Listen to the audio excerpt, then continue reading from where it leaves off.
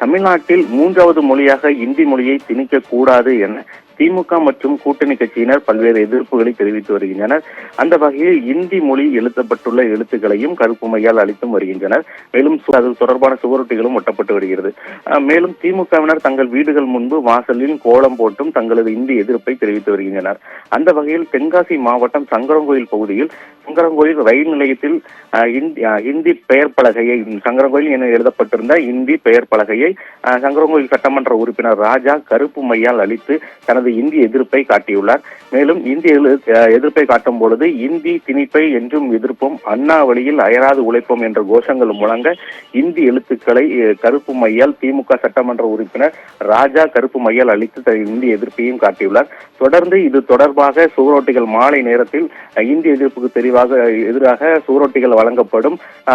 பொதுமக்களிடம் அது தொடர்பாக துண்டு பிரசங்கங்கள் வழங்கப்பட்டு இந்திய எதிர்ப்பை காட்டுவோம் எனவும் தெரிவித்துள்ளார் என்பது குறிப்பிடத்தக்கது.